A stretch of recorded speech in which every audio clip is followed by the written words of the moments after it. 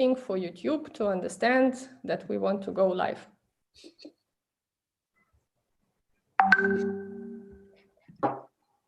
Just a second for YouTube to understand. Yep, we are live now. Perfect. So guys, I see that around 30 people are already watching us on YouTube, and I guess according to what we have seen, more than 400 already subscribed to this webinar. We will see much more people here. Glad to see you all here. And I want to start the webinar with Anton Antich. For those ones who forgot or don't know yet, Anton is well-known entrepreneur.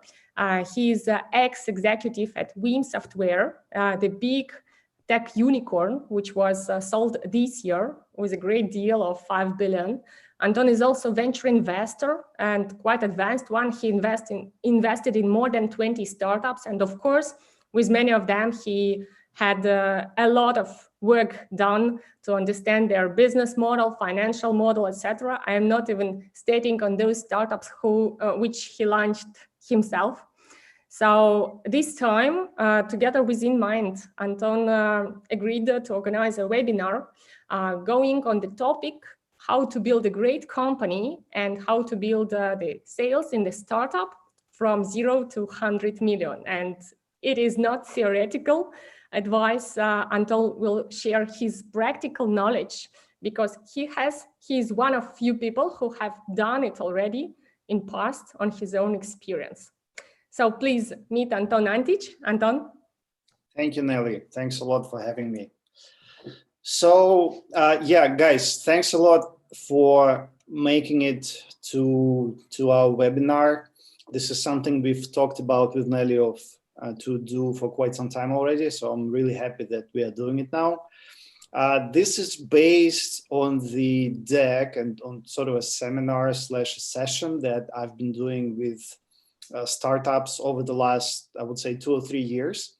It's been adjusting constantly based on the feedback that I got, working with companies, mostly in Switzerland, because after I made an exit from Veam, I continue to reside in Switzerland. So I've worked quite a lot of time with different startups that are based there. But also, as Nelly mentioned, I have invested into it probably wasn't 20, it was about 15 companies that I've invested myself as an angel investor, and I've worked closer with some of them, and their experience and their feedback is also incorporated into what we're going to be talking about today. So before we start, I just wanted to address a couple of organizational questions. We are streaming it to YouTube, and I am reading the YouTube. I have my iPad open to the left of me, and I see everything that's happening in the chat. So if you have any questions or if you have any comments, please do put them in the chat on YouTube as we speak, because it's always helpful to receive feedback, especially in this new online world where we cannot really see people's eyes and whether you think what I'm saying makes sense or it's totally crazy. So feel free to let me know via the YouTube comments, and I will be keeping an eye on them myself, and Nelly will be monitoring them, and we will be addressing the most interesting questions and comments as we go. And then we will have some time at the end as well to discuss the most interesting comments and questions. So let me start, let me jump in. A quick outline of what we're going to be talking about today. A short intro about who I am, and I will spend some time talking about a really condensed Veam learnings. Of course, I mean, Veam's experience was just completely crazy because it was the company that grew from 0 to $1 billion in revenue in 10 years. That hasn't happened that often. It's probably 10, maybe 15 companies in the history of IT that have repeated the same feat. So, of course, you could talk, I mean, you could write books and you could talk for hours about the way we did things and the challenges we faced. But there are some really high-level condensed learnings that I would like to share with you that might probably help you, sort of an overview of how such a success was possible. Then we'll talk about the stages that every company goes through on their journey to roughly 100 million in sales. And also I wanted to comment quickly why the 100 million number. That's more my personal preference, and that's also probably the number to which most of the startups have a higher probability of getting before they get sold, or before they get like really cool investors on board that would put industry veteran executives on board who know how to build the company from 100 million to a billion. I've been with Veam until we grew to roughly 600 million. And once you hit 100 million or so, your organizational issues are very similar as you grow bigger, but it's just a lot of building the company, managing the politics, making sure you got the right leaders on board, etc. But facing all the challenges that a young company faces on the way to 100 million is where most of the issues lie. So we'll spend some time there. Then I will present a high-level overview of what I like to call a company operating manual, which is basically a framework that allows you to structure how you could run the operations inside the company, and it's an hierarchical framework, very easy also to grasp. Then we will spend the bulk of our time talking about how people buy and how we should sell. And this is, I think, is very important. This is a part of my talk that usually receives a lot of positive feedback. And here we will be speaking about just the foundational principles of how the sales are happening. And I know a lot of the startups are struggling with sales, and they're struggling with how to set up the sales process. And knowing the basics really helps you then. When you're a CEO or when you're a founder and you hire VP of sales, or you hire salespeople that will be doing the actual sales for you, it still really helps if you understand these foundations of how the sales process should be designed, so that you can have intelligent and informed conversations with your sales guys or with your sales ladies to how to run the sales operations inside your company. So this is really important and critical. And then we will take a look at the end-to-end revenue generation process that is based upon those principles, that talks about how do you actually make your money, starting from marketing through the sales process to booking and billing to the expansion and customer success. And connected to that, we will have some practical tips and then Q&A based on that. All right, moving on. So really quick introduction about myself. I'm a physics major based on education. I used to code in the beginning of my career. I still do it from time to time, mostly in Haskell, and it just keeps my brain sort of fine-tuned. But I actually was working in different business roles for most of my career for 20-something years. It was different integrators. It was Microsoft. I ran the VMware business, and I built it from zero to roughly $50 million in Russia and surrounding Eastern European countries.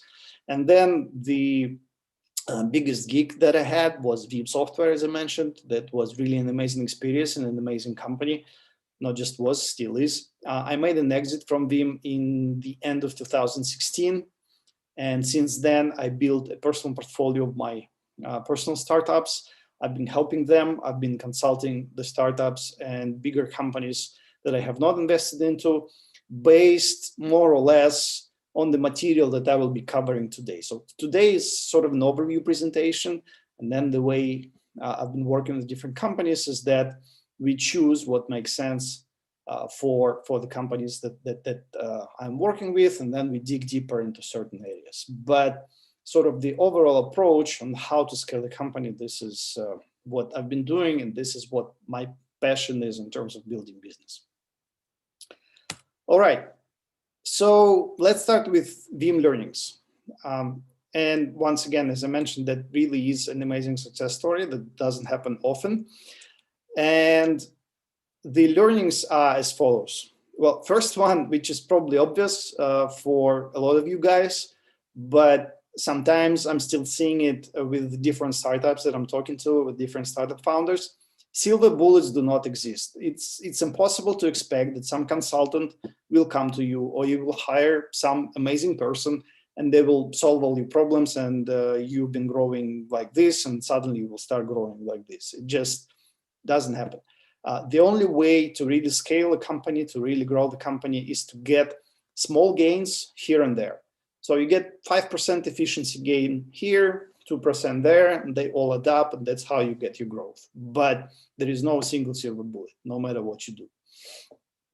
The second learning, which was a really interesting one, is that best product never wins. And there's actually a story attached to it. And Veam was founded by two guys, Ratmir Timashev and Andrei Baronov. They're amazing guys. It was their second company. They sold their previous one also to Quest Software in the beginning of 2000s, and then they started building Veam. And Ratmir was covering business operations, and Andrei was the CTO and responsible for R&D efforts. And Andrei always said to Ratmir that, Ratmir, you know that there is a saying in the Silicon Valley, best product doesn't always win. And we all agreed, yeah, best product doesn't always win. But Andrei said, I actually argue that it's a wrong saying. The correct saying is that best product never wins. And if you think about it, it's really true, and it's even more true in the modern world, because without properly run operations, without properly run marketing, without properly run sales efforts, no matter how good your product is, it will not win in this really competitive environment. And we're seeing it now time and time again. There are lots of startups who have much better funding than their competitors with much better products, and they just take them out of market because they have more money. Some of them win because they have better execution, etc. But the point here and the key learning with Veam is that, once again, it's not a silver bullet. And Veam, don't get me wrong, Veam had probably the best product for backup when we started, and for a long time after that. I don't know how the things are right now. I'm pretty sure it's one of the best still, but it was never enough. So we had to focus on all the other points that are listed here to make sure we get to this level of success that we got to. And the three key things are pasted here: the marketing lead gen machine. Ratmir was one of the first people in the software industry, in the infrastructure software industry, who really built the marketing lead generation machine. And as I mentioned, when I met him, I was running VMware, and VMware had big events at that time called VM World. It was one of the biggest events in the industry, even at that time, probably 5,000 people in 2008. And Veam has just launched their first product. And the way they ran their booth at this event was just amazing to me. I have never seen it. I have never seen it at VMware. I have never seen it at Microsoft. And I have never seen it at any partner companies that were working with those companies. But this small startup, the way and the efficiency with which all of them work towards one goal, getting more leads by any means possible. Their booth was always crowded. It was like tens of people, hundreds of people, even sometimes. The booths that were around them were not so much, because all the execution was focused on bringing as many leads as possible. And it's not just offline events. It was, this culture has propagated online as well. It was, everything was about generating as many leads as possible. Second point, and that's where Ratmir was also a pioneer, is a very efficient inside sales machine. Veam was founded, as I mentioned, in 2007. Now it's more or less an accepted practice already, but also not everyone is familiar with it. But before that, if you had a sales organization, you had to hire expensive field sales people with, expensive watches, who would drive expensive cars and play golf with potential customers. What Ratmir did, he built a so-called inside sales machine. So that was an office of people, young people, bright people, smart people who wanted to learn, who were very motivated to learn how to sell and how to make money, but they closed all their sales over the phone. They were much less expensive than the field people you would typically hire, especially in the Bay Area. And I mean, even now, it's like when I hear startups who want to build sales organization in California, I run away from them like the fire, because it's way too expensive and it's very competitive, and there is just no need to do that. You can build your business in the modern world no matter where you are. And yeah, there are some pluses for being in California when you want to innovate and exchange product ideas, but in terms of building your business, just don't do it. So you can pick a cost-efficient place where you build your backend office, which works really efficiently, cost-efficiently first and foremost, and that allows you to grow your business very profitably. That was the model that Ratmir used, that Veam used initially. And the third point, which was very, very, very important, that a lot of companies, especially US-based companies, overlook, is the channels, the reseller channels. We would never have gotten to the levels we've gotten to unless we started engaging the reseller channel from the very beginning. So we signed up distributors, we signed up resellers, and by the year, let's say 2012, 2013, we had probably 10,000 partners all over the world. And when you have such a big channel, of course, it's much easier for you to scale your sales organization. So you either have to hire 10,000 salespeople yourself, which is impossible, or you build a channel of 10,000 partners, which is much more feasible. And I will talk about that as well, how you can do it from the practical point of view. And then if you would ask me, like, what's the single most important thing you've learned from Veam experience, I would answer that it's about focus. And this is a very difficult thing to do for a lot of not just startup founders, but pretty much anybody. Less is more, and focus. This is probably the most important organizational / business learning that you can have for your company. Steve Jobs was about it, right? Everybody, and still I'm hearing in especially engineering-minded folks who are saying, okay, what's about this Macintosh or iPhones? What are their characteristics or features? Or I have this phone here that performs much better. But people don't care. People care about stories, they care about values, they care about emotions. And for that, you don't need to add more features. You need to add the right ones. So it's very important for the product, but it's also very important when you execute your business, because in the business, when you grow, there's always like thousands of opportunities. You can run there, you can do an event here, you can do some online webinar there, or you can hire a salesperson, or you can talk to this part, to that. You have to stop yourself. You have to pick the things which you think will give you the biggest possible outcome, and you have to focus on those things. That's counterintuitive, that's tough, but you have to learn to say no, and you have to learn to focus. And that's one of the key learnings that you can have for your business. So that's it on the Veam side. Now let's move into actual bulk of our presentation.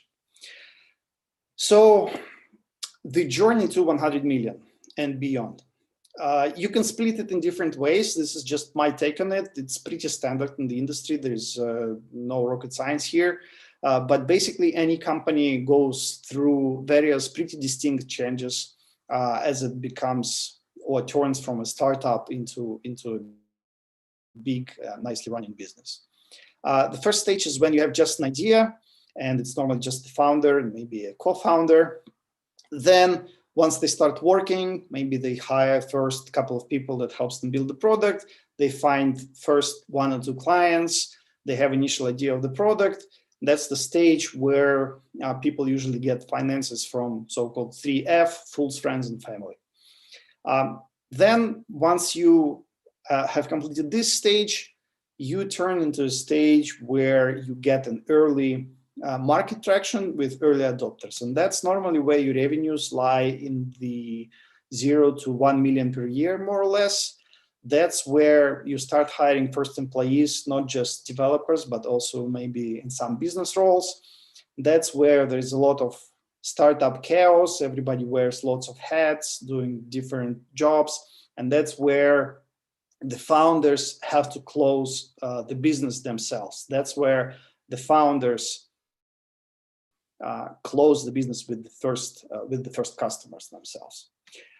The next stage, and this is quite a critical transition for any company, is where you have gotten your first customers, you have proven to yourself and to the investors that you are able to be closing the business yourself with your product. And then you need to start expanding. That's where you're hiring salespeople. And this is where a lot of startups stumble, because previously what was happening is that you as a founder, you know your product inside out. You're really passionate about it. You know all the ins and outs. You can talk about it in your sleep. And you're able to close the business. Then you hire salespeople who haven't built your product, who maybe don't have the same level of passion about your product. Of course, they're excited, otherwise they wouldn't join this early startup, but still they're nowhere the same level as you are as a founder. And you have to take all the knowledge that you have inside your head on how to sell your product and transfer it to them somehow. And this becomes surprisingly difficult for many companies. And that's where a lot of them fail. I have seen it time and time again. Founders sell at this stage number 3, they're able to close business. Then they hire salespeople, and the salespeople cannot close anything. Why this is happening? Because you cannot take this knowledge of how you sell and transfer it to these salespeople. So this is sort of a critical stage of the expansion for a company, and that's where you need to start working on that. You need to define your initial processes, and that's where usually you close seed or round A investment. So, and once you get this right, you move to the next stage, which goes roughly from 5 million to 100 million or so, and that's your expansion and scaling. So you have proven that you can take your knowledge on how to sell, transfer it to the salespeople that you have hired. Now you just need to build the team. So the challenges at this level, they become mostly organizational. You need to know how to design your organization so that it supports your growth, because you will need more different sales roles. You'll probably have offices in different regions. You'll have sales, marketing, you'll have channel people. You will have to have different layers in your hierarchy in terms of management. And this is, once again, where the organizational challenges become probably the most important, because you have already proven that your product is a good product. You have proven that the salespeople can sell this product. Now you need to scale your organization. So organization becomes sort of number 1 priority operationally. And one of the key challenges here at this stage is this one, that your management hierarchy changes. And this becomes a challenge also for a lot of people. And once again, it's not just the startup founders. I've seen it in corporations many times, because it's one thing when you're selling yourself. It's another thing when you're managing a salesperson that sells themselves. That's also pretty clear. There are specific processes. You have to review the pipeline. You have to help them working on the deals in terms of managing the risk. Or you can help them with relationships. You can help them with messaging, things like that. But what happens when you're managing a VP of sales who manages some regional team leader who manages salespeople? You cannot really go down to the salespeople and tell them how to sell. It doesn't work. It will break all your team dynamics. So you need to learn how to work through your trusted key advisors, through your closest team, empower them, and make sure they are able to run the teams that they have to efficiently scale the company. So this is, again, a different challenge for startup founders that requires a different set of characteristics. So every transition here is a challenge for a company. And basically what happens is that startups fail at every transition here. And when you know about the stages and when you know about the challenges that you're going to be facing at these stages, you can manage these challenges and you can increase the probability that you will not fail, but you will successfully grow and scale. And as I mentioned previously several times, the key reasons why the companies fail is, first one, sales just doesn't work. You are able to sell, the people that you hire are not able to sell, or even you are struggling with sales. And the second reason is organizational challenges. And we will be looking at both with different level of detail today. So here is this company operating manual framework that they call it. This is just one very simple slide that presents you with an hierarchy of how you should address the question of scaling and building your business. So the level 0 is, of course, strategy and high-level goals. This is about why you do what you do. And our American friends call it big, hairy, audacious goal. So it's something big, like really huge. You don't even know how you're going to get there. But this is something that keeps you up at night. This is why you wake up in the morning and you start working on your startup or on your business. And this level usually has 5 to 10 years horizon in terms of planning and in terms of thinking about what you want to achieve. So as an example, for instance, Microsoft, they had, when they just started, right, Bill Gates came out with this idea that he wants to put a PC on every deck. And he came up with this idea when the PC just appeared. I mean, even people in the US didn't really have it, let alone somewhere in Africa. And he had this vision that he wants to put a PC on every deck. That was his big, hairy, audacious goal, which he pretty much achieved eventually. So it was big. It was a good vision. He didn't know how to get there, but that was something that drove him and that drove the operations of the company that he built, which is Microsoft. At Veam, it was a similar story. Our behalf was becoming #1 data management company. We also had no idea how we're going to get there. And I got to tell you another story. And I mean, when you work with Ratmir or any really bright founder, you do have lots of stories which are better told with a bottle of wine when we are having dinner with some of you eventually. But some of them I can tell here. So I met him in 2007, and I just moved from Microsoft to VMware. And VMware at the time was still an unknown. Yeah, it was a nice company. People started using its products, but nobody knew it would eventually become this enabler of the virtualization revolution that would help us build all these cloud businesses and everything. Because without virtualization, none of it would be happening. And without VMware, there wouldn't be virtualization. So it was still relatively small, even though bright startup. And I moved there from Microsoft, and people at Microsoft thought I was crazy because I left Microsoft, a great established company, and then moved to this relatively unknown small startup. And then comes Ratmir, who tells me, Anton, we are building a backup for VMware. So they're building a product which does something for a product that is not so much on the market yet. VMware is still a startup, and this startup is a startup for a startup. And Ratmir tells me, we are building backup for VMware, and we're going to be 1 billion in 10 years. I, frankly speaking, thought he was crazy. Then, of course, we started working together. We started chatting together. I came to realize what a great guy he and Andrei and the team they have gathered together was. But still, he had this big vision of becoming a #1 data management company. And money, it just comes. I mean, if you just have a goal of making money, it won't get you nowhere. Money is just a side effect of you working your big, hairy, audacious goal. It was that for Microsoft, it was that at Veam. Because if you build a #1 data management company, of course you'll have money, but it's not about money. But still, for us, it was difficult at the time to really believe that we will get there. We wanted to believe him, of course. Even in 2012, we had a business review analyzing the year, and it was a pretty difficult year because of the crisis that happened in the IT industry. So we made, I think it was the first time when we made 100 million. And Ratmir again repeated that, okay, guys, in 2018, we're going to be $1 billion. And all of us in the executive team, we wanted to believe him, but we didn't really. So for you as a startup founder, it's really important to have this big, hairy, audacious goal and to truly believe in it and motivate the whole team around you to get there.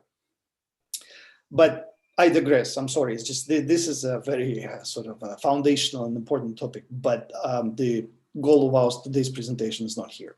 So once you have defined that, you need to think about your go-to-market strategy. You need to think about your segments. You need to think how you're going to attack those segments.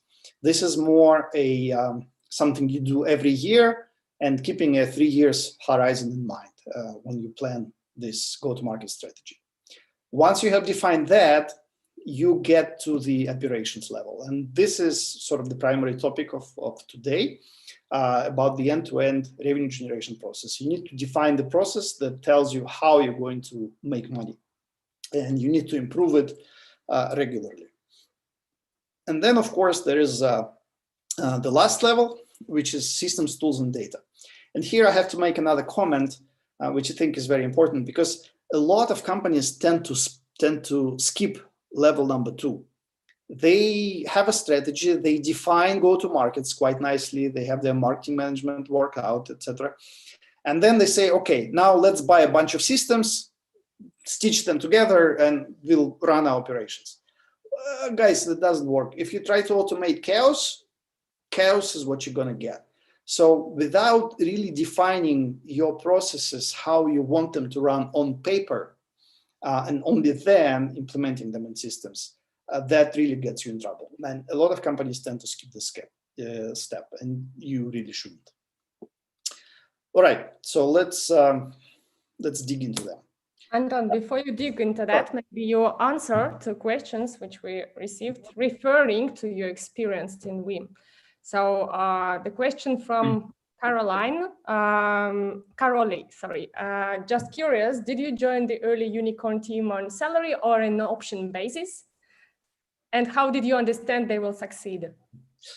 Yeah, great question. Yeah, it's usually a mix. I joined on salary plus the options. Of course, for any startup, it's really interesting when you have the options. Otherwise, it's not so interesting. For a salary, it's probably better to work for Microsoft whole of your life. I didn't know if they're going to succeed, but I really liked working with Ratmar. I was inspired by the team that they had around them, and I wanted to be a part of it. So I would say that when you're choosing something, a company or a team to join, having a personal rapport and sharing their values and enjoying working with them, I think it's very important. Actually, I think I see another interesting question, how to focus. That's the hardest part. That really is the hardest part. And the way we tried to do it, we had a quarterly rhythm for our executive team. We were all distributed, so we worked from home pretty much always. It's nothing new for us, this whole situation that's happening right now in the world, and because all of the executives were all over the world. But every quarter, for 3 days, we came together, we locked ourselves in the room, we discussed all the outgoing issues. And of course, in the meantime, we had our weekly calls and we had our one-on-ones, the usual things that people do. But every quarter, we locked ourselves in the room for 3 days. We discussed what we are seeing in our business. We looked at the metrics. We defined the priorities for the next quarter. We defined the initiatives that would support those priorities. And then we tried to cut them mercilessly. We said, okay, guys, this we are not going to do. And that was also a discussion where we said, okay, we think that this will bring us more payoff than this. So let's not do this. We will focus on this. That's how we did it. We not always succeeded, don't get me wrong. Of course, you always tend to do some other things, but at least having this rhythm, this discipline kind of helps you to get there. And all there is a question on this topic. Quarterly rhythm is not too rare. Well, no, I mean, if you can do it more often, that's great, but it's very difficult. I think it depends on how you're able to structure operations. If you're able to meet together more often, of course it helps, because the problem when you're all distributed is that you get out of sync with people. And when you get out of sync with people, you need to spend some time talking through things so that you return on this sync. So of course, if you can have these sync conversations more often, that helps. Awesome, thanks. You can move forward with the presentation. Thank you. Okay, so goals and strategy. Guys, this is a topic that's huge. We can talk for hours about it. I'm not going to do it today. I'm just going to give some pointers and encourage you to Google these things. But once again, I just wanted to tell you that this is really, really, really important, because if you don't know why you do what you do, the rest, it just doesn't matter. I mean, you could as well go and, I don't know, work at McDonald's or something, because if you don't care how you're making your money, what's the point, right? So we are building startups because we want to change something. And this understanding this why and formulating this why is important for you, and it's important for the team that you gather around you. So again, separate topic. We can have a separate webinar on this, but for now, just please research it yourself. So why, how, what, pretty nice framework that helps you with that. Understanding who your core customer is, very important thing. It's not about the segment, it's about the person for whom you're building your product. When you visualize this person, when you know what drives this person, what values this person have, you're building a much better product than otherwise. So very important concept. And then core values and culture for your company, also foundational, and you need to have that. Not a topic of our today's conversation. Level 1, GTM design. Also not a topic, wanted just to quickly glance over it. So once you understand the why, once you have the core customer, and then you have the core values and the culture, you need to plan your strategy. And this is the topic that they teach in business schools or in business books, whatever. Pretty standard. You have to segment your market. This is a very simplistic segmentation that people often use. You can get as sophisticated as you like. You can address certain industries, so you can address certain departments within different companies, things like that. But you do need to have a segmentation, because rarely a company works with only one segment. Once you have defined that, you need to think how you will bring the product that you have built based on your why, how you would bring this great product to these different segments. And the way to do it is that you need to formulate the value proposition and the key messages of how you're going to explain to the people why what you do makes their life easier or helps them with some problem. Then a helpful thing called marketecture. This is something that helps people visualize which place in the landscape of their problems your product fits into. So that I know that if you're a database, your product solves my data storage needs or something. If it's some different product, I put it here and I understand quite well how it fits into my worldview, and it just helps me visualize why I should work with you, why I should buy your product. And then, of course, you will have to create a bunch of marketing deliverables. It's a website, it's different presentations, excuse me, it's different leaflets, etc., etc. This is a big process in itself. It takes a lot of creative energy. You need to do it quite regularly, as I mentioned, at least once a year, but of course, some adjustments, you should do them constantly based on the feedback you hear from the market. But once you have that, once you have your product, and once you have your understanding of how you're going to message around your product, you need to plan the actual GTMs, actual go-to-markets for every segment, because these GTMs, they will be different for different segments. And inside these GTMs, we will have to answer the questions, okay, which products or which modules am I going to be bringing to this segment? What are the tailored value proposition messages that I will be talking about when I'm talking to the people from this segment? What are the marketing motions? Am I going to do events? Am I going to do online? Will I use bloggers, influencers? All these questions. How am I going to get leads? What are the sales motions? What kind of sales roles am I going to need? Is it an expensive inside sales roles, or is it expensive field sales people with watches who play golf? Depending on the segment, you have to make this choice. Channels. Are you going to be using channels? If yes, what kind of channels? What kind of program are you going to design for this channel? So all of it needs to be thought through, answered. You need to set up goals and KPIs, how you're going to measure performance of your company for these specific segments. So yeah, this is usually a yearly exercise that's pretty extensive when you do your yearly planning.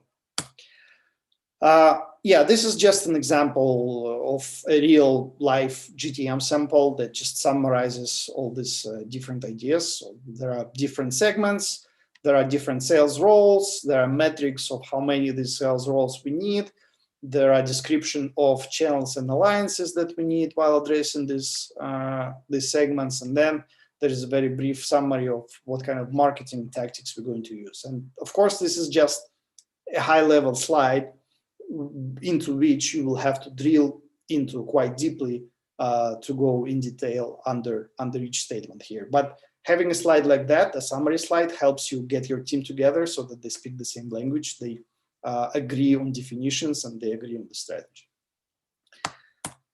All right, now we move to the level number 2, which is sort of the main focus for us today, revenue generation process. And the end-to-end revenue generation process answers to the question of how are you going to be getting the money in the bank. You have your product, you have your GTM strategy, you have your segments, you have planned everything.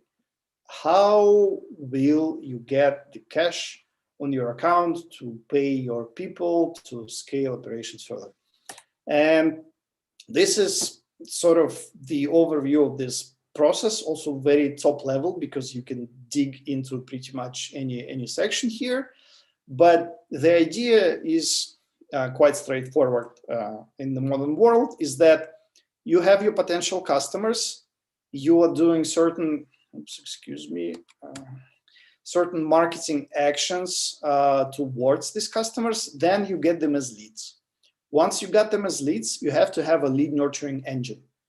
You have to send them specific materials via email or via some other forms of communication so that they get ready to start talking to you in terms of sales.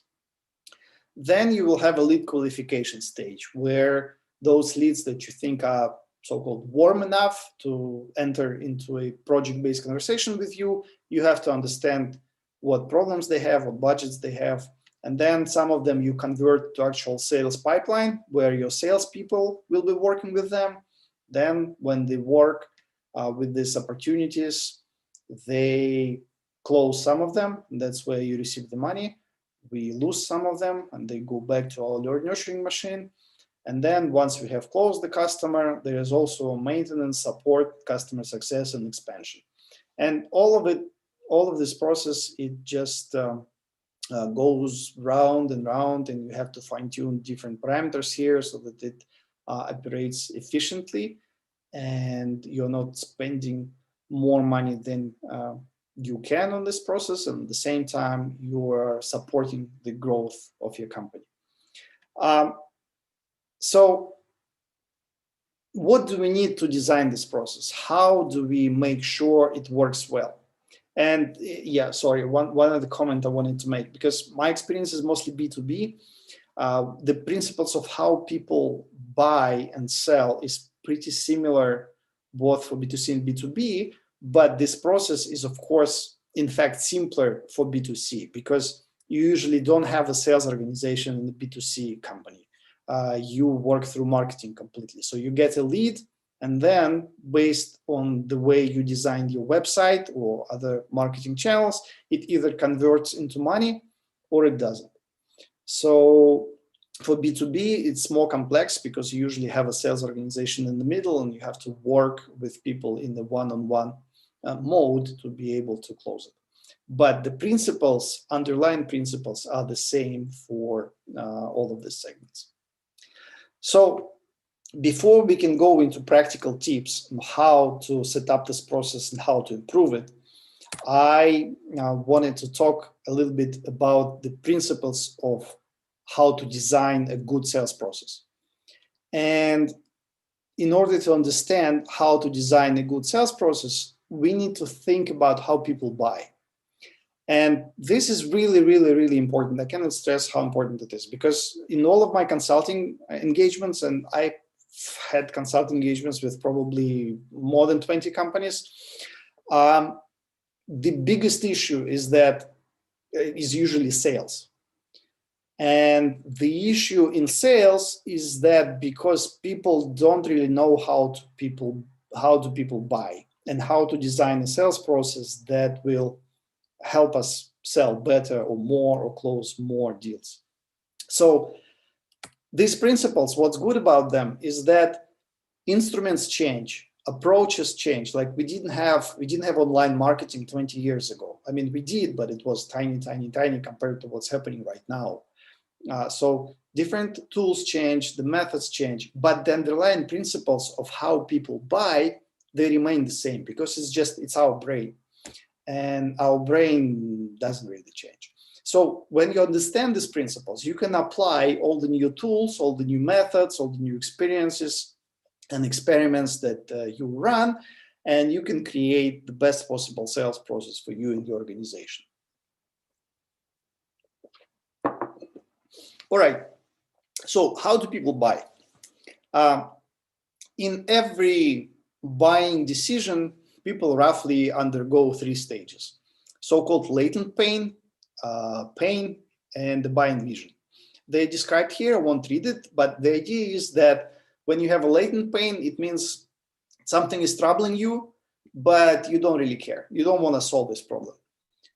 You know that it exists. Maybe you tried solving it in the past, but you did not succeed.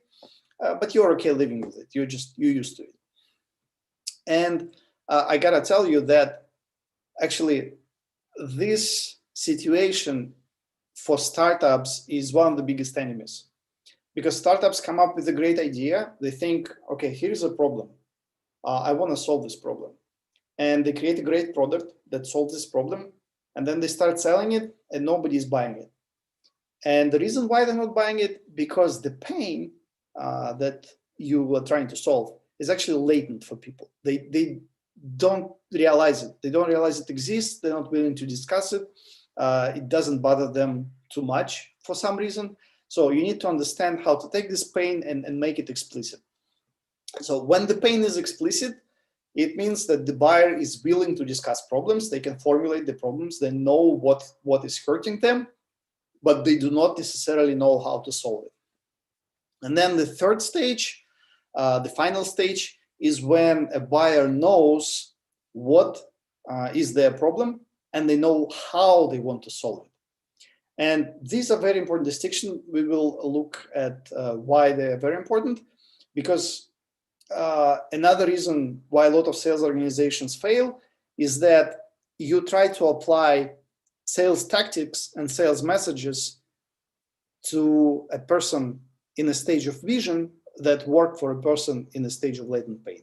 Or you try to apply vice versa, right? You try to apply a tactic for a person that has a vision to a person that has a latent pain. And it's a mismatch, and the person won't talk to you. They won't understand what you're talking about. Now, we'll see how that works in a bit. But now I just wanted to make a practical example to help visualize. Buying a car, right? But I mean, it's a simple analogy that would work for any IT product or any other product.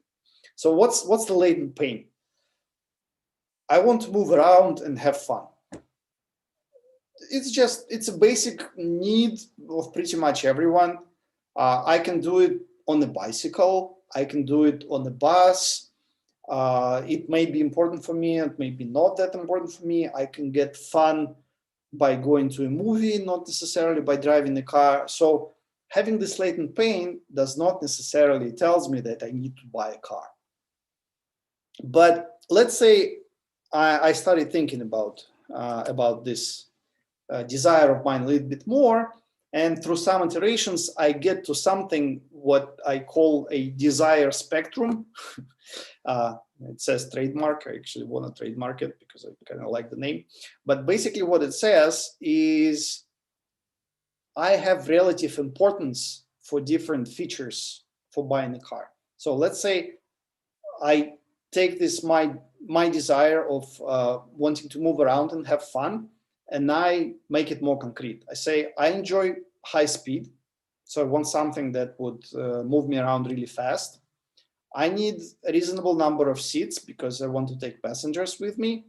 I want to have this device that would drive me around to have a really good handling, and energy efficiency is also important for me. The rest is not important. So this is sort of the relative importance of different features of what can be on the market. This is my more or less explicit pain that I have visualized, that I have formulated. And then the last stage is where I visualize what I really want. I want pretty much Porsche Cayman, let's say. Not 911 because it's not as energy efficient as this one, but it seems to be a nice car that that would fit my profile, that would fit my desire spectrum. So how does it help me as a seller when I understand this process that people go through? We need to understand that on these different stages, different things are important for people. Stage one is when people are thinking about defining their needs, right? If we look here, they have latent pain, they want to define their needs, they want to formulate this desire spectrum. What's important is that they're thinking about their needs, they don't think about risk, they don't think about solutions that exist on the market, they don't think about different cars at this stage when they're buying a car.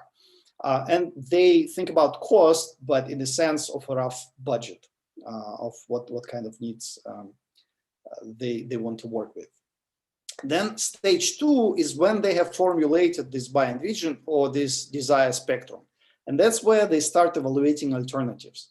That's where they don't think about their needs. They don't think about cost anymore because they know their approximate budget already. They're just comparing different vendors on the market. What kind of solutions exist that might potentially fulfill my need.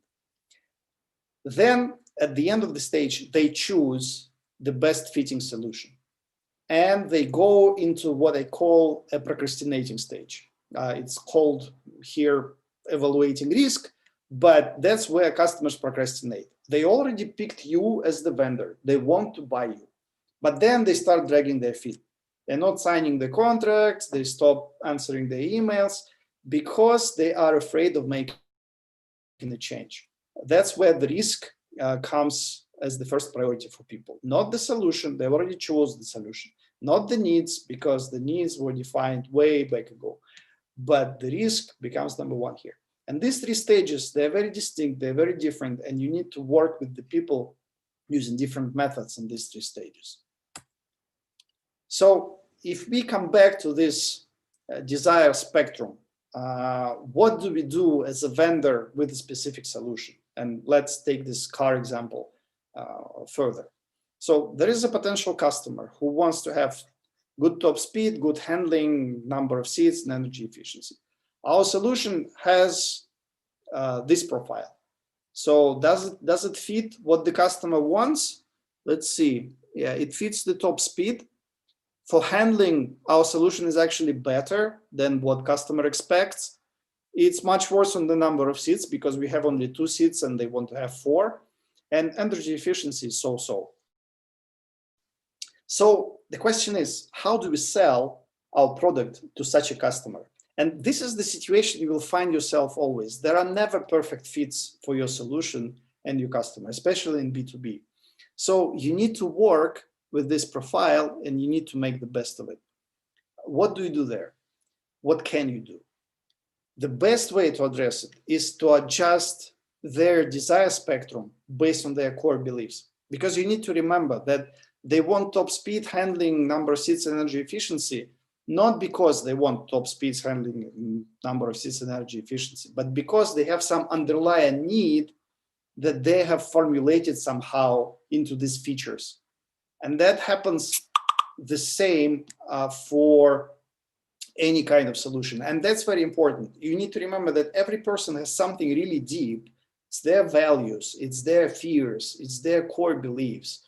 And the features that they're looking for in different solutions, they're just based on that. But they're not set in stone. So ideally, you want to change their picture here.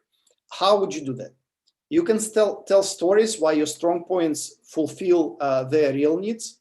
So what we have here is that our handling is much better than what they expect.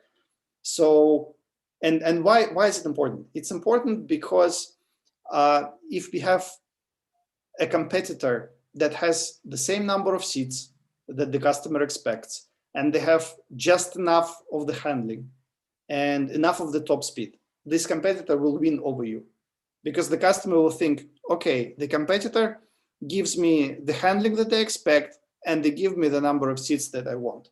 They will choose your competitor. But you know that you have much better handling than your competitor, but you really suck with the number of seats. How do you change the situation? How do you win over this competitor? You have to tell a story why handling is much better for the well-being of your customer than he thinks about right now. You can tell them stories that when you're driving a Porsche and you go into a curved curve on the road, you would feel much better when your car just slides into it, and then you feel like it goes like a train on the rail track, versus what you would get if you're driving some kind of an American truck where it would just roll over and run away from the road. So you need to sell them an emotion, a story that touches their underlying needs, that would increase their desire for good handling. That's the ideal way. And you can take this analogy to the products you're working with. The second way that you can address it is turn your weak points into strong ones. This is a very interesting one. It's probably more difficult to achieve, but some companies did achieve it. So in our case, it would be you take that you lack the number of seats and you have to spin it somehow to tell the customer why it's actually good for them. I won't be coming up with some creative ideas here. I'm not that a creative marketing person, but I can give you a case of IKEA. IKEA was the example case that's currently studied everywhere that did just this. Because before IKEA, the way you bought furniture, you bought it, people brought it, they assembled it, and you started to use your furniture. IKEA, they have all the pluses where you go into the store and you can buy pretty much everything you need, but their minus is that you need to get a screwdriver and put this furniture by yourself. When IKEA just went on the market, it was inconceivable to people. They didn't understand why would I be messing with a screwdriver and putting my furniture together? It just, nobody did that. So IKEA knew that that was a disadvantage, that people thought it was a disadvantage. And they started to promote it as a cool thing. They said, guys, yeah, you need to put together our furniture yourselves, but it's fun. I mean, why wouldn't you? It's really cool. You can buy everything cheaply here at our store. You can buy our nice furniture. And then you can have a cool activity with your partner by putting this furniture together. So they took their disadvantage and they positioned it as an advantage. So this is another really cool trick you can try doing, but you're still working with this spectrum of desire. If you can't change the spectrum of desire, then what you have to do is that you have to focus on talking about your matching point first, not your strongest point, because your strongest point is actually bigger than what the customer expects, so they don't care about it. But you have to focus on your matching point. You have to advertise your top speed. Then you have to talk about your strong points, and you have to do something with your weak ones, either ignore them or do something like this. But still, the point here is that you have to match your product as much as possible to the customer's expectations. And then we come to the question of perceptions, because it's not just about your product. Your product has great top speed, great handling, no seats, and not such a good energy efficiency. But then there is also perception. Perception is what you communicate about your product on the market initially. And there are two approaches. You can overpromise and underdeliver.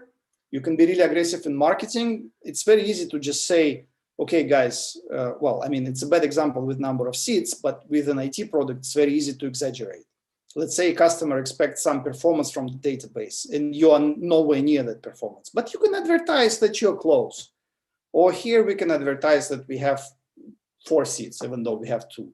Stupid example again, but for an IT product, you can do that. But the problem here is that, yes, you will match customer expectations. Yes, they will buy you based on your marketing message. But then they start using you they will become disappointed. They will scream about it anywhere they want, and it will damage you all the way. So what's the right strategy for us to manage perception? The right strategy is actually under promise and over deliver. It's not matching expectations. When you're matching expectations, people will tell you, thank you, yeah, all good, all fair, nice. But what we found at Veam is that 70% of our customers bought Veam because somebody recommended Veam to them. This 70% number is huge. It's, I mean, in IT industry, our net promoter score was the highest like ever. And the probability that people would recommend your product to somebody else is proportional to exceeding expectations. So it's better to under-promise and over-deliver, because when you under-promise and over-deliver, people get something, they like it, and then they get the wow effect. They're like, wow, they didn't tell me about it, but I really like this too. They exceeded my expectations, and they want to tell to their neighbors about it. And that's the best source of business, the best sort of source of leads that you can possibly get. So your sort of strategy around building your marketing and sales process revolves around what you can do with the brains of your potential customer in terms of what they're looking for. And making it a little bit more practical and coming back to those three phases. So any sales process fits into these three phases. And big companies such as Microsoft, IBM, Siebel, etc., they have invented these different solution selling processes, they call them, in the 90s. And they were all based on these three phases. Of course, they had much more phases inside their actual processes because they broke down these phases further. But all of those processes come back to this. There is nothing more to it. You can design anything based on just this slide, pretty much. So phase one is defining needs. That's the phase where the customers formulate this desire spectrum for themselves based on the pain that they have. And the question they're asking is, do I need to change? What do I need? How much does it cost in terms of range? And that's where they formulate this desire spectrum. What do we do here at this stage as a seller? We need to help them formulate this desire spectrum that fits our product as much as possible. If you're able to do that, you can even forget about this, because if a customer desires exactly your product, your job is done. You don't need to sell anything more. You make them happy already. So if you're able to work with the customer here, that is really, really good situation. Unfortunately, that's not what you can normally do in the modern world. I will share why in a bit. But what you can do here is the question that you need to answer is why anything? That's the question that the buyer is asking, why anything? And you need to show them that they have a problem which they can solve and their life will become better. The second stage, once they have formulated this desire spectrum, is where they evaluate alternative. They start looking for different solutions that can fit their desire spectrum. So the questions the customers are asking is there a solution at all? They want to pick the solution that fits their formulated desire spectrum as much as possible. And then they need to justify that they actually need to buy it. And here, what is our job as a seller? We need to answer the question, why us? Here we help them to answer the question, why anything? Here we are answering, why us? Why our solution fits your desire spectrum best of all. That's our job here. Then there is phase three. At the end of phase two, the customer has chosen the winning solution. They know they want to buy you already. They're moving to phase three, which we already said is called the procrastination stage. And that's where the customers start thinking, should I really do it? I've lived without this product for 20 years. Why would I buy it now? Why would I spend my money? Why would I need to make the change into my processes in my company to implement this product? It's really, really a bad situation for people psychologically. So our job as a vendor is to help them deal with it. We have to negotiate the good price, and we have to create so-called compelling event. So we have to apply pressure to them, otherwise they will procrastinate forever. So we have to either find a compelling event or create a compelling event which would push them to close the deal. This can be making them a little bit afraid, like, guys, all your competitors are already using it. If you don't jump on this wagon, your productivity will be much lower, you will start losing business. Or you can tell them, guys, you have this budget this year, this is a great opportunity, we are giving you 30% discount. Next year, it's back to zero, you won't get such good terms. So all these different sales tactics, they are applied and they work here at this procrastination stage. That's where you need to help the customer work with their fears. They already have chosen you as the best solution. You need to help them close the sale right now. So any sales process fits into this framework. Now, the challenge that we are seeing in the modern world is that, as I mentioned, in the 90s, when all these processes were designed, we as vendors, we had direct access to customers at the very early stage. Sales people of IBM and Microsoft, they played golf with their potential customers every Sunday. And that's where they educated them on the latest trends. And they really formulated this buying vision of the desire spectrum together with their customers. So their job was easy. What is happening now, there is a lot of research on this, is that the customers do not enter with the direct contact with the vendor before they have gone through roughly 70% of the sales cycle. So they already have the buying vision. They already started looking on the market. They already probably have 2 or 3 solutions they're thinking about that they want to buy. And that's the first time where you can actually talk to your potential customer and try to explain that your solution is the best. So 2 important points here. Because of this, importance of online marketing and content marketing has grown just immensely, because your only means to somehow influence what kind of desire spectrum your customer will have when they come to talk to you is only through marketing. There is nothing else you can do. That's one point. Another point comes back to the sales process and why a lot of startups are struggling with sales, is that salespeople do not understand these phases. And they start applying messages from here to people who are here, or from here to people who are here. Any mismatch you have, you already lost the sale. And I was on the buying side quite a bit as well, because at Veam, I was also managing all the backend systems, not just the operations and sales. So I spoke to a lot of vendors, and this situation was very common. A salesperson calls me about a BI solution. I'm already here. I know what I want. I know my problems, and I have a lot of problems. I know my priorities in terms of analyzing the data, and I know why I need it. I have lots and lots of context, which the salesperson doesn't have. I know what I'm looking for. I just want bubble charts, because I like bubble charts and I like showing them to my colleagues or to my management, because they communicate the point quite well. So all I'm looking for from the salesperson is an answer to the question, does your system support bubble charts? But the salesperson was trained. They went through a corporate training. They have very nice scripts for sales, etc. And the salesperson starts somewhere here. They start telling me the industry is undergoing a very big change, and there is a shift, and the competitors are doing this and that, and you have to look for online. I am already sleeping. Guys, it's like any top manager or any middle manager or anybody in the company who is doing some business, they don't have time. And you are starting with something that does not relate to the problems that people are thinking about. You already lost the sale.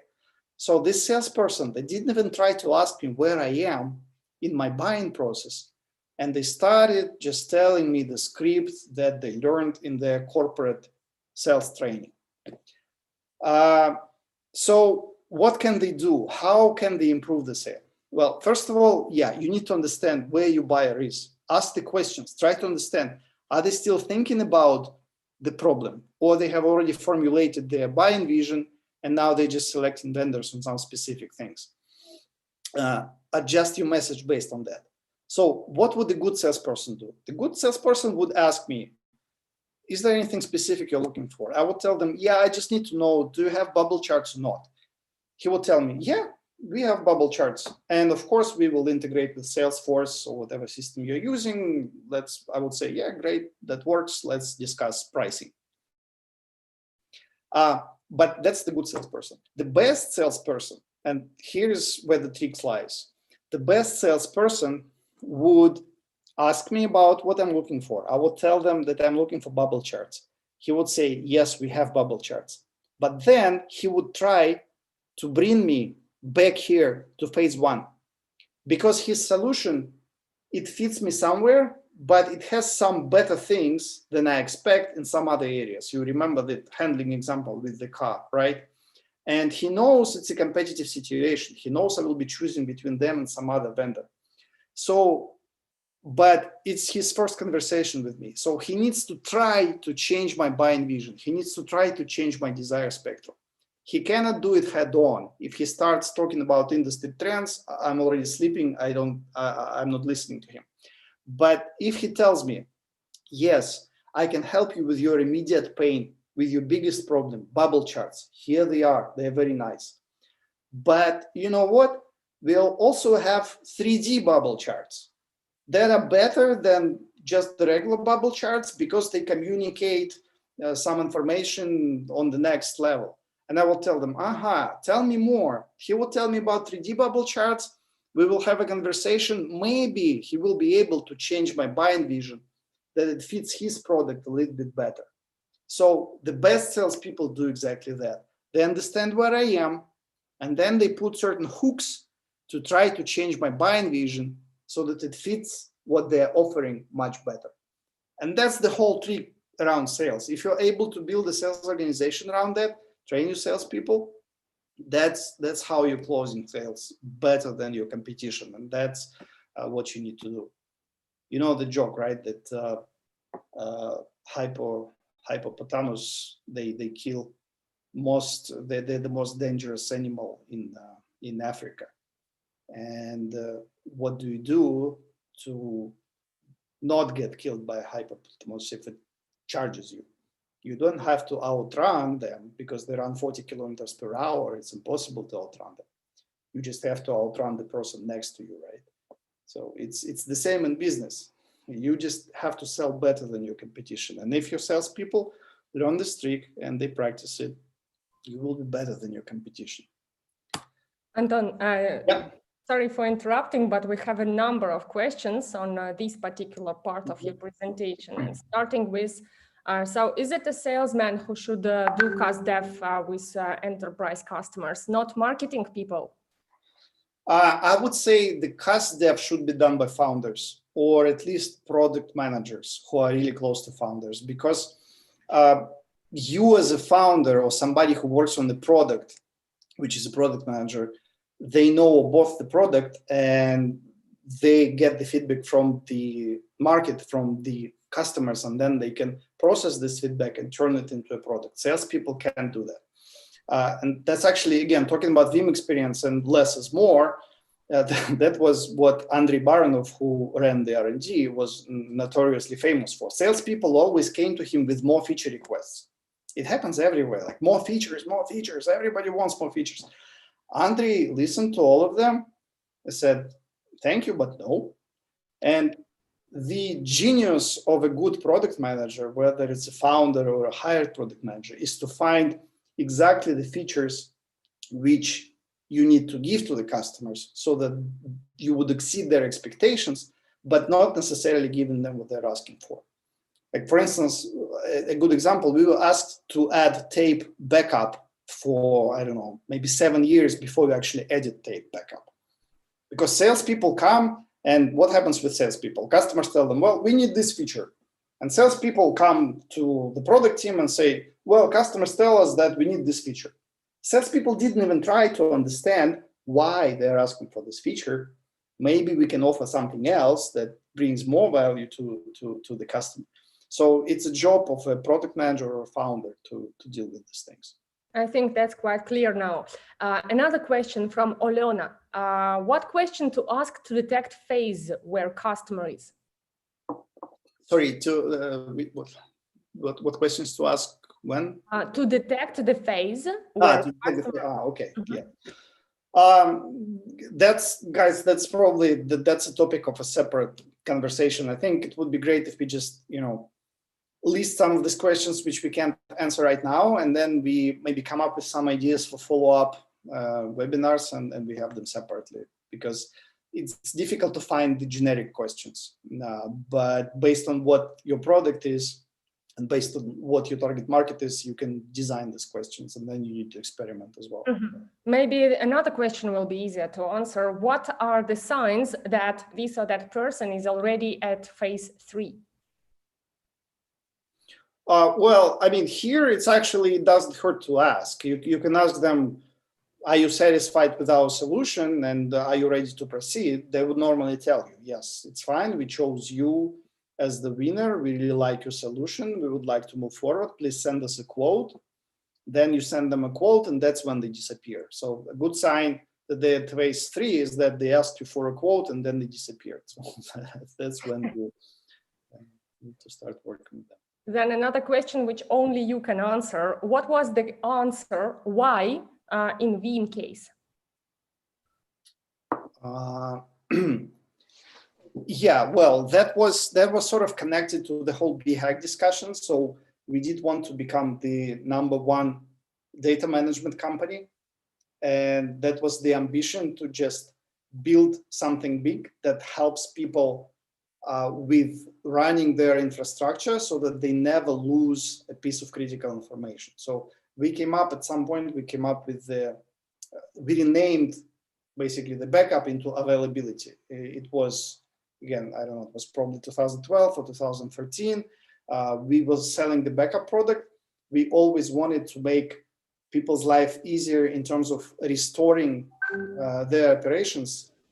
And I think it's a very important topic also, because previously, before virtualization, everybody did backups in big corporations.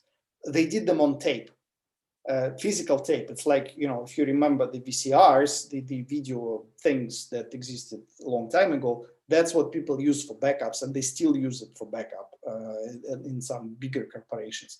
So basically, you put backups on tapes, then you store them in some safe. But the question is, what happens if something fails? Like, okay, you have a data center, and the bomb fell on the data center, so you lost all your data. What do? You go to the safe, you open it, you get these tapes, you try to restore something from these tapes on physical servers. You don't even know if it's going to run, because these backups were made with servers 3 generations ago. So there is no guarantee it's going to be restored properly. So people backed up, they could never restore. And this was something that Veam changed. This was sort of also one of the driving ideas for us, because we wanted to make sure people's infrastructure runs always.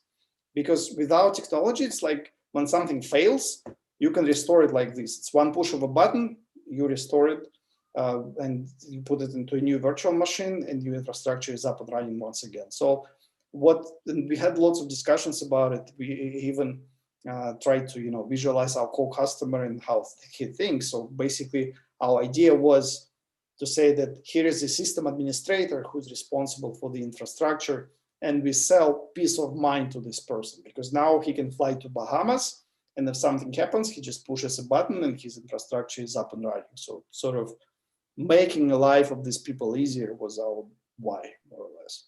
That is cool. Another question about Veam experience. Can you share some example, Alex asks, on how did you make the first sales in Veam? Enterprise sales. I probably could make examples, but I suggest we take it offline, because it will take us into a separate dimension. I mean, there is nothing fun about it. It's just a regular sales process. There is a person who is responsible for infrastructure. They need to choose a backup solution. They are working on VMware infrastructure. We engage in the conversation. It's a regular enterprise process. It's just we can do it one-on-one, or we can do it in a separate webinar. I would just rather not spend time here. Yeah, maybe it makes sense. And then the last question from Nicole: at which point did you do you introduce the pitch deck, and do you introduce a pitch deck at all? I think she is asking about if you plan to speak about pitch deck today. No, pitch deck was not the topic of today's discussion at all. It's about how to organize the internal operations of the company to scale it. And yeah, this is also, even though I myself consider myself an angel investor, my strong conviction is that, guys, if you are able to build sales properly, customers are your best investors, because customers give you money and they don't take the equity in return. Investors give you money and they take your equity, and they take away your power to make decisions, to do what you want to do, etc. Customers, if you're able to build a good sales process, they give you money, they don't take your power in return. So it's much better to build your sales. If you grow, investors will come. There will be a line of investors if you're growing nicely and profitably. And then a lot of people in the chat are asking if there will be available recording version and the slides from your presentation. So guys, let me ask on behalf of Anton, the recording version and the slides will be available, but if you just appeared on YouTube stream, we don't know your contact details. So we will send it by email to those ones who registered on this webinar and left email. If you didn't do it yet and just joined our stream, then please go to InnMind.com and register your startup profile there and request the slides and the recording version. We will send it to you by email. So you will have all the information and maybe even some additional recommendations from Anton. So sorry, Anton, for interrupting again, and please move on. Thank you, Nelly. All right. So yeah, we talked about how people buy. And we talked about that the 70% of the buying cycle, people go on themselves. And that's why the marketing becomes more and more important.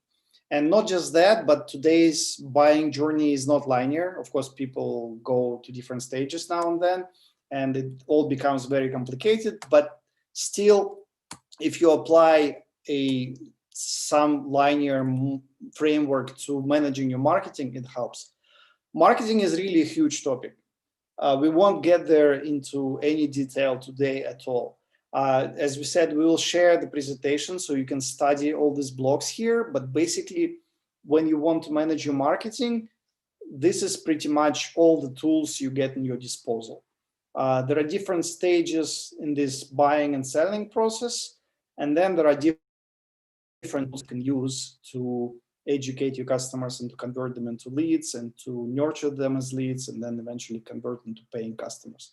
All of it needs to be managed in the company of any size. You don't necessarily need to use everything, of course. When you're small, you just pick some of these things. As you grow, you will start having bigger organization, you need to pay more attention. But this framework just helps you to visualize where you need to get to eventually. And then combining everything, combining sales and marketing into one, here's sort of the key slide in terms of how you would manage and run your end-to-end revenue generation process. So there are all the different marketing activities across the different stages, and then there are all the different sales activities across these different stages. So let's move to practical tips. We still have some time, actually not as much as we have initially planned, but we would just be looking at some of these slides right now, and then we can have follow-up conversations with those of you who are interested. So practical tips, how to set up this process. So you do need to design it from the marketing to lead generation, lead nurturing, to lead qualification, to sales pipeline management, billing, expansion. Then you need to define certain KPIs. Key KPIs are already here. You need to increase the number of leads. You need to decrease cost per lead. You need to increase your conversions, increase average deal size, decrease sales cycle time, and increase closing rate. And then once you have got the customers on board, you should work on increasing the net promoter score. So how likely your customers are to recommend your solution to others, and you need to decrease churn. So these are sort of your tools and your dials that you can use when fine-tuning the operations for your company. But of course, as I mentioned, this is just an overview presentation. We can dig into every quadrant here in as much depth as we need. Some practical ideas about the difference of the segments. So if you look and compare the consumer business to the enterprise business, and then different size companies in the middle, you have different traits here. Consumers buy reactively. They buy products, they buy based on price, the cheaper the better. You have direct access to the decision maker, and there is one stakeholder. Once you move higher and higher, this is also pretty typical to small businesses, but the higher you move, mid-market, enterprise, the picture becomes different. You have to become proactive, you have to talk about solutions instead of products. Another point which a lot of people who are used to B2C and entering B2B don't understand is that enterprise customers don't buy on price. They buy on value. You need to show the value. But once you have shown it almost doesn't matter what kind of price you set. What matters is discount. If you set the price of 1 million with a clear ROI, they will negotiate a discount with you from 1 million. That would be a good discount, 50%, 60%, they like good discounts. If you set the price 100,000 for the same product, they would still negotiate 50 or 60% discount with you. Of course, I'm exaggerating right now, but just to show the difference, because consumers usually look for the cheapest product possible. Enterprise companies, they look for value, and then they don't really care about the price because they have budgets, but discounts are important to them. It just shows that you value them and that you are a long-term partner. But anyway, these are sort of the differences that you need to keep in mind when you're working with different segments. So products versus solutions, reactive versus proactive, value versus price. This slide, that actually I wanted to make a short mention. So we are working with one really nice team that took this approach about segmentation, defining different segments with which you want to work, and then defining the end-to-end process with different metrics that works for this segment. And based on that, they have created a business modeling tool where you enter these key parameters. There's a certain modeling engine, and it gives you financial and operational model. It allows you to track your employees. It allows you to test hypotheses. It does some advanced Monte Carlo modeling for better realism, etc. So they're working hard on making it available.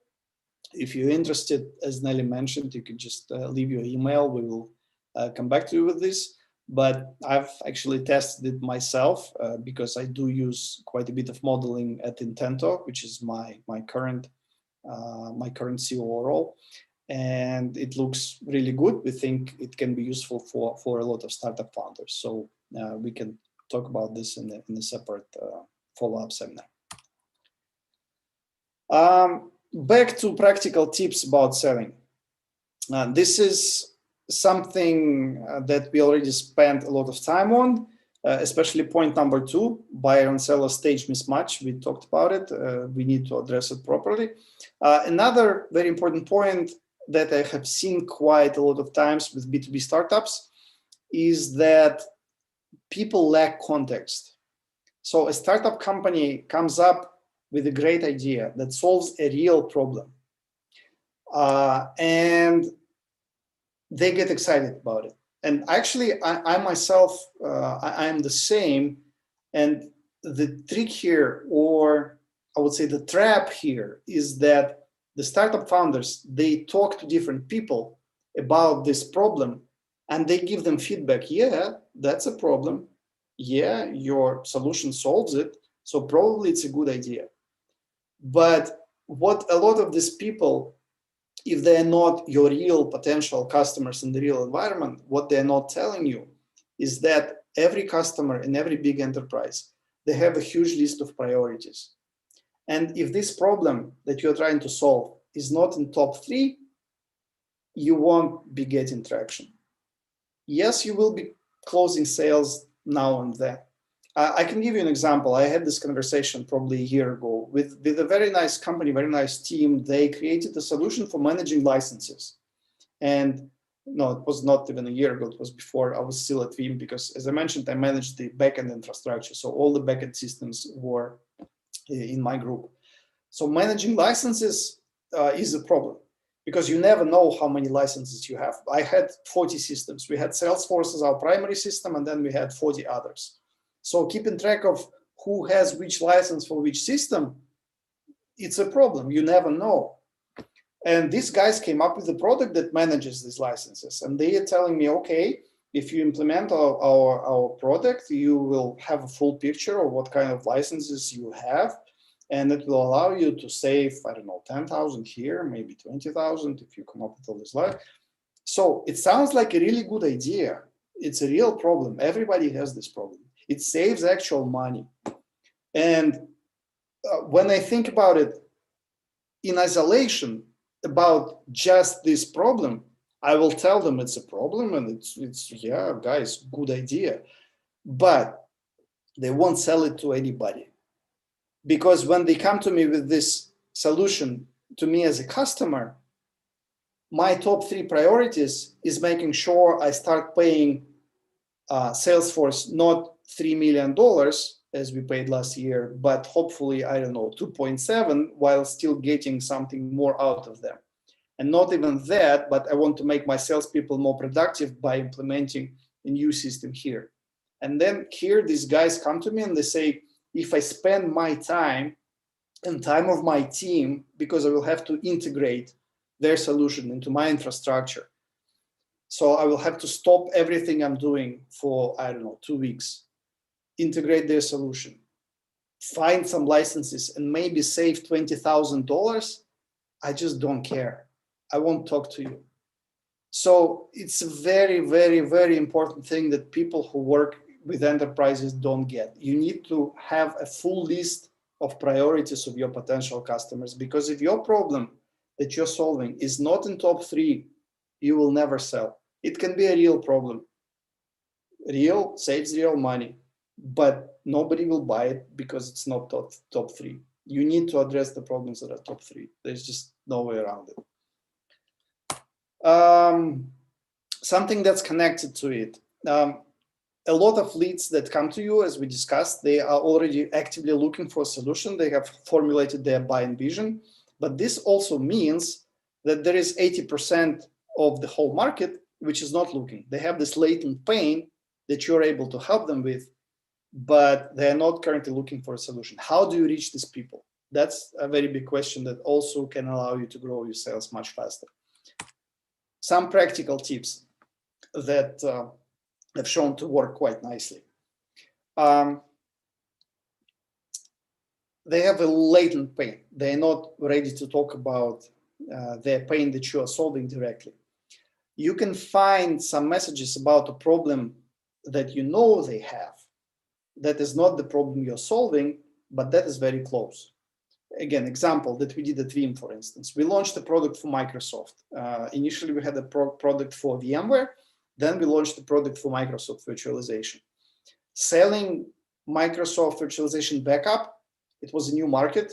It was difficult. Not many people realized they need to back it up somehow differently. So it was a classic case of people having latent pain. We know we can help them. They don't know we can help them. So what we did, we wrote a lot of white papers and a lot of nice content that helped them with their day-to-day job. Like we wrote nice white papers about how to configure SQL Server. Every Microsoft admin has to configure SQL Server. So we wrote them a nice piece of content that they appreciated. They found it via search. They came to our website. They read it. We didn't sell our backup there like aggressively. We gave them something useful that made their life easier. Even if we did just that, they would already remember Veam, and then once they start thinking about backup, they will come back to us. But of course, in such a white paper, we could write, you configure SQL Server, and then you could also back it up with Veam solution. here and here. So you find these hooks that help people already with what they're dealing with daily, with their explicit pains, and then you build bridges to your solution. That helps you address those latent guys. And there are lots of those latent guys. And this is a very important exercise to have. Big budget, yeah, we'll skip it, doesn't really matter. Upgrade cycles and maintenance budget. This is a very important trick as well, especially when you're an existing market and you need to work with legacy competitors. Every enterprise has upgrade cycles. So they bought something like IBM or Symantec or whatever, and you know that you are solving a part of the problem that their solution is solving. What you can do is you know that every year or every 3 years, they will have to pay maintenance budget to those big guys. And this maintenance budget is crazy huge. For a startup, it's very easy to sell a new solution matching this maintenance price or even a bit lower. And that's a good time to engage with the customer because nobody's going to replace a solution which they have paid for already. It's a pain in itself because you need to rebuild all your processes and just it's a lot of issues. But when there is an upgrade cycle and they need to pay money for a solution which they're probably not happy with, and that's a good time for you to engage. So this is a good trick that you can play in the B2B market. Yeah, this last point, I think it's also very important and people often don't realize it. And it's like, again, for me as an investor in a lot of startups, they start talking about how customers don't appreciate them and they don't know their own happiness. Like they build this cool solution and it's very inexpensive, but they're still not buying. So the priorities thing we have already discussed, but then there is also cost of change. This is also something you need to think about very, very, very hard. Like for instance, this example with Salesforce, as I mentioned, we used it at Veam and it was our core system. A lot of customers use Salesforce as their core system, not just for CRM, but for their business processes. You can come with a free, great CRM tool that does everything. You can sell it for free, or you can even pay people to install it. They will never move away from Salesforce. Because for me to move away from Salesforce, I need to re-implement all of my infrastructure because I have 40 systems that integrate with Salesforce. I need to train my 1,000 salespeople on using a new system instead of sales. It's just the cost of switching. It's not, I mean, your price is irrelevant. You can pay me, you can say it costs 2 million or whatever. It doesn't matter because switching is prohibitive. So when you're selling something, think about the switching cost. That's very, very important. And that's why this maintenance trick also can help you, but it's still quite a challenge. Exactly on this topic, maybe you answer a few questions. Sure. One is from AJ. How you make price decision to comparing to competitors, low, high, mid?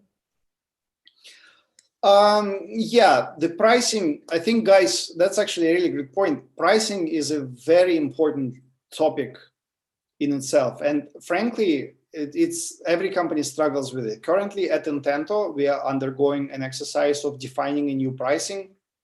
There are no recipes that like work in a guaranteed way, but it's just such a big topic that discussing it now also will take a lot of time. I mean, it depends. You can be lower, you can be higher, you can be the same. It depends mostly on how you're able to communicate your value. If people understand that the value you bring is much bigger than competitors, of course you can price higher. If people don't, if they think you're the same, then probably the only thing you can do is compete on price, but that's never a good game because it just gets you into this, price-based competition where nobody wins. So ideally, pricing is a very complicated topic, but you need to think about value more, not about price per se. And then Carola is asking, she says that so far they always work with enterprise customers, reaching them via cold contacts or whatever. Any tips and practical advice on how to attract enterprise customers through digital marketing? I think you already answered at least part of this, explaining that they should make content marketing but maybe other advice? Yeah, no, I mean, it's all about this crazy complicated slide about marketing, and marketing is a huge topic. So I mean, yeah, it's all about this. I mean, there's a lot you can do a lot, but it's events, it's online marketing, it's content marketing. So what you need to do, you need to find where your potential customers are, like which forums they go to, which online materials they read. So it's also, there's a good analogy, like people lost the keys and they try to look for them under the lamp post, right? Because it's where it's light. No, you cannot do that. And a lot of startups are doing that. They put something on their website and they wait for people to come. They may come, they may not come. But what you need to understand where your people are, where you target customers, where they are online, and then you need to come to them. It can be blogs they read, it can be forums, it can be certain events. So start there. Once they get to know you, of course, it's easier to attract them to your site directly. But it's all about all this marketing mix. Awesome. Guys, you see, we can't cover all the questions because each aspect, marketing, sales, pricing, etc., is really a huge topic, and it will be just stupid to even try to cover it all in one webinar. But we have now ideas for the next set, a number of webinars. Real quick, again, on the process, on the organizational point of view, I need to make this point because it's also very important and a lot of people ignore it. You need to have a person in your company, and ideally you as a founder or CEO, you need to drive this culture. Somebody needs to look at this process end to end. It's called end-to-end revenue generation process, and there is a reason for that. Because the way it is structured inside companies is that this is marketing, this is sometimes marketing, sometimes sales, or inside sales. This is sales and inside sales. Here we have finance and accounting. We have channels. So it's all different groups, different departments. And once you have different departments, you get politics. You get politics, you get conflicts. This means that nobody's looking at how you're getting to your dollar number end to end. Marketing thinks about generating leads. That's all they think about. Sales thinks about closing business, and they blame marketing for bad quality of leads. Marketing blames sales that they bring them leads, and sales cannot do anything without them, with them. So you really need to bring all these people together around one table and have them to have an end-to-end view that we are all working towards one goal, putting money in the bank and paying out people so that we can grow further. Because otherwise you get silos, you get conflicts, you get politics, and you really need to manage it. It's a big issue. Yeah, this we already talked about. Marketing, again, I'll share the slides, but we can't really go there. Channels, yeah. Quick comment on channels. As I mentioned, that was really one of the pillars for the success of Veam. People oftentimes underestimate it, especially in the US. In Europe, not so much, but in Europe, channels can do wonders for you. And the idea here is that you cannot possibly reach all the customers by yourselves. You won't get the resources. Not only that, but in Europe, and those of you who are from Europe, you know that quite well, is that pretty much in every village, like in Switzerland or anywhere in Europe, there is one or two small IT shops that sell everything to their customers. They sell Microsoft, they sell printers, they sell keyboards, etc. So for these customers, they trust these local partners. They don't know you as a vendor. So they come to this local partner and they ask, sell us backup. If this partner knows about Veam, they will sell Veam. If they don't know about Veam, they will sell Acronis or Semantic or whatever.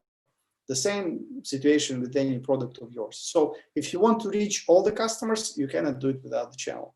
And then the objection I heard quite often from different startup founders is that they don't want to give margin to the channel, which is a pretty, I'm sorry to be blunt, but it's a pretty stupid objection, because If you get 95% of 10 million revenue, it's actually 10 times less than if you get 10% of 1 billion. So if you give 90% of your margin, but you are able to get 1 billion in revenue in return, that's still a better deal than keeping 95% of the margin while still getting 10 million. Again, I'm exaggerating, but still, for a typical partner program, initially you want to be aggressive. You need to give like 50% to the channel, more or less.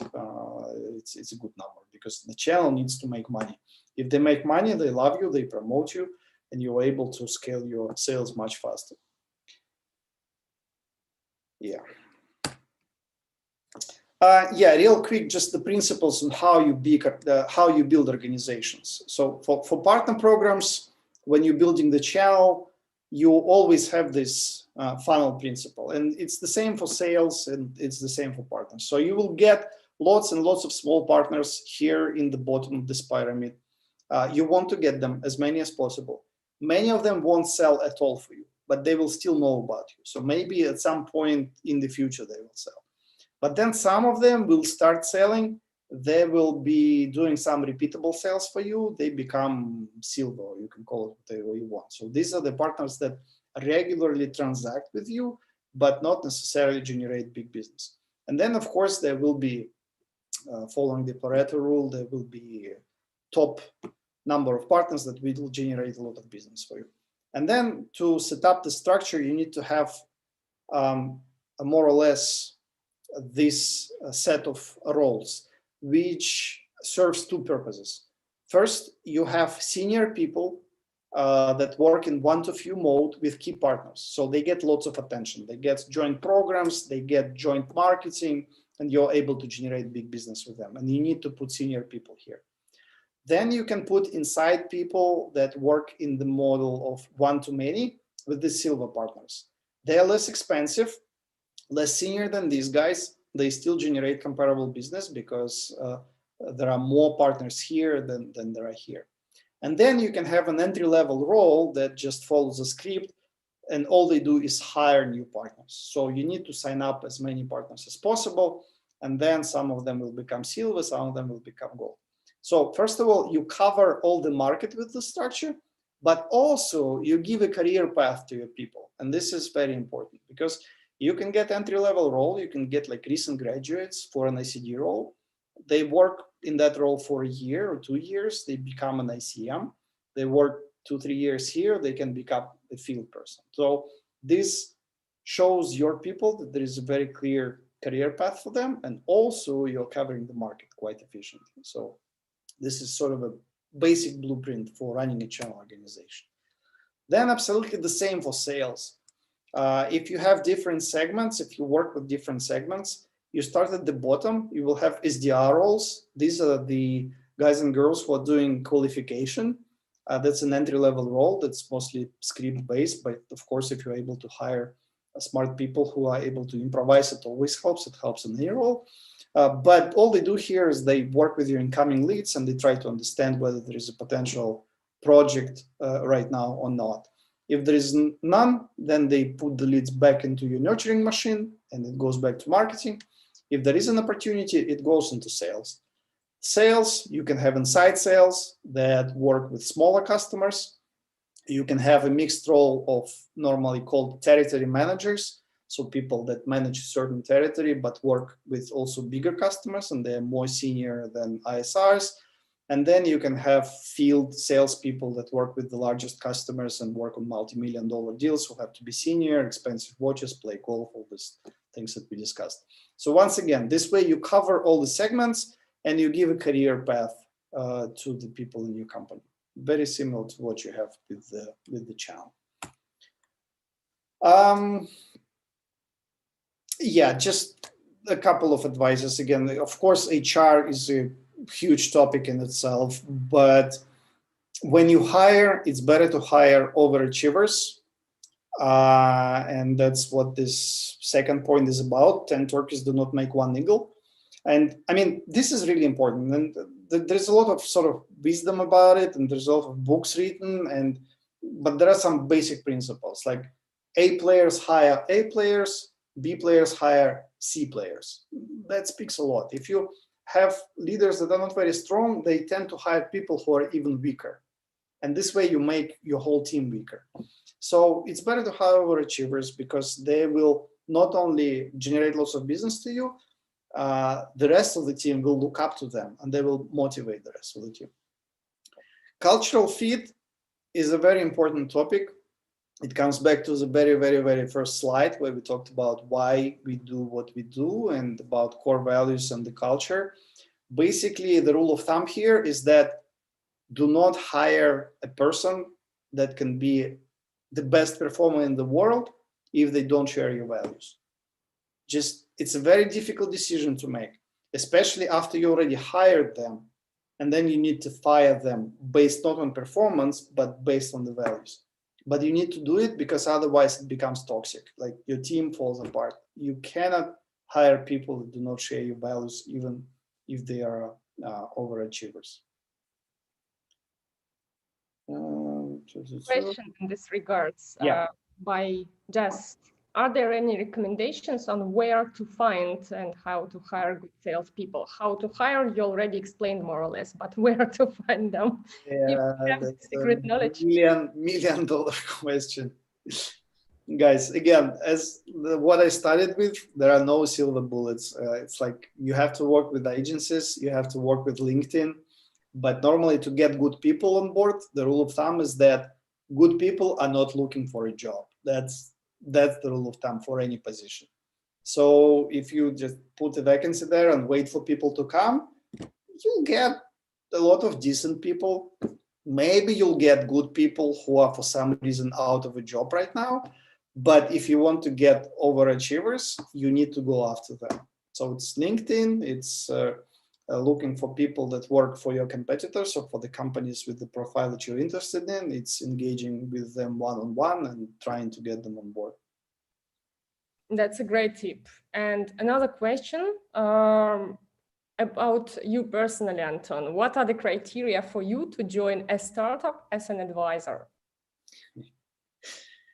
Yeah. So I get excited really easily.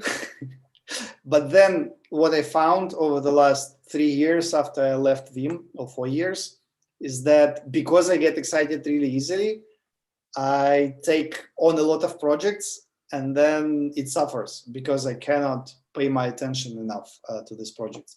So now I formulated to myself that for me, the most important is that the topic needs to be very interesting. And there are some topics that like really drive me.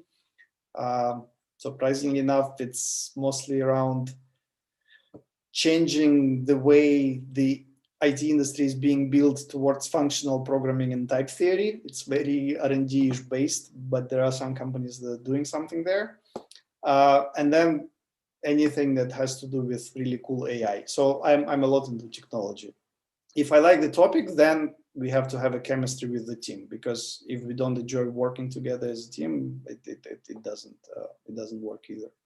If these two things work, then yeah, we can talk. Just a small comment on this, guys. Feel free to make a startup profile on InnMind, because Anton is also in the investment committee, and those startups who are actually fundraising and presenting their project, we assess them and we present them on the investment committee, present them to Anton in particular. So if you want to get exposed to him and attract his attention, please feel free to go and register your startup profile properly. Yeah, thank you, Nelly. Well, I think, guys, this is more or less it, because the rest is just some random slides with examples of the materials you can come up with working with your salespeople and your teams. Just real quick on business rhythm, we already sort of addressed it. You do need to have yearly planning where you think about yearly goals and your GTM planning and what roles you're going to have and how you're going to pay them, etc. Then it makes sense to have at least quarterly reviews and more tactical planning where you adjust those plans and you come up with those priorities that I mentioned.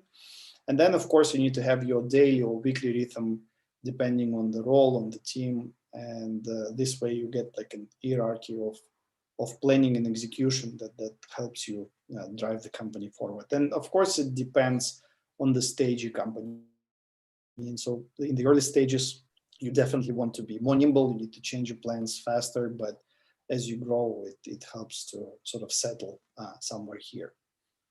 So yeah, it's like Nelly says. I mean, this topic, I'm sort of passionate about it because it's interesting for me to see how companies grow using process-based, metric-based approach. But of course, it's very big, and you can dig into any aspect of this, into any level of depth that you want. But once again, sort of my point is that you need to know some basic principles, especially around how to build sales and how people buy and how you need to build a sales process around that. And then you need to have some sort of a framework how you're going to manage your company operations as a CEO or as a founder. And once you have that, you will have your trusted team, your executives, your lieutenants that will work with you to drive specific areas of your business within that framework. And that's how you grow, that's how you scale, that's how you become successful. So thank you for your attention. Sorry for going for more time than we have planned, but I tend to get carried away. So we probably have some time for questions now. If you guys want to answer some additional questions. Thank you, Anton, for taking nearly 2 hours of your time today, and that's enormous experience. I also learned a lot from you, and I see a lot of positive comments in the chat. People are asking to invite you for more webinars dedicated to different topics that you could not cover in depth today. And wait, Nelly, sorry, because we had this issue last time. Can we copy all the chat from YouTube? Because as you mentioned, when we stop it, it just disappears, and I would really like to read. While you were presenting, I was making copies on all the questions and comments, so we have it.